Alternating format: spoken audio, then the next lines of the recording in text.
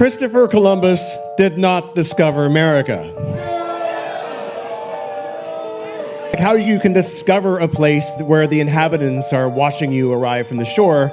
There are actually many other mariners before Columbus that discovered America as well. Decades earlier, even eons earlier, many of these pre-Columbian explorers might have come from Africa. Columbus himself was aware that African mariners had preceded him.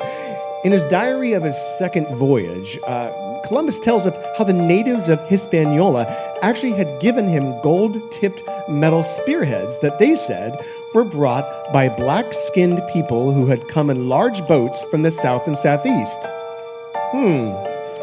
Coincidence? I think not. No. In 1493, Columbus stole all he could see. Now, Columbus continued going around whimsically renaming every island he could find. That the origin of these many place names and botanical names in Mesoamerica actually sounded distinctly like other languages in Africa. The presence of certain plants that predated Columbus but originated in Africa. For example, the calabash bottle gourds on the Congo estuary. The Portuguese, like Captain Pereira, had heard that African traders were visiting Brazil in the mid-1400s. Islamic historian Amir Hajib reported that voyages west from Mali, taking the Canary Current up and around, and then they go over they fall off the edge of the earth, and then they come back and they make landfall back again in Cape Verde. Constantine Ravanus reported seeing blacks upon reaching the New World. Evidence, including pre-Columbian African skeletons, which have been found throughout the Americas. Now, dating between 800 BCE and 300 CE, they clearly feature three races, and it's depicting black and Indian allies and a battle against white invaders.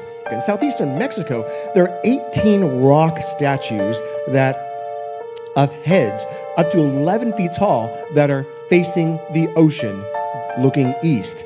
Now, archaeologists call them the Olmec and date from at least 900 BCE when they were mysteriously buried for some reason.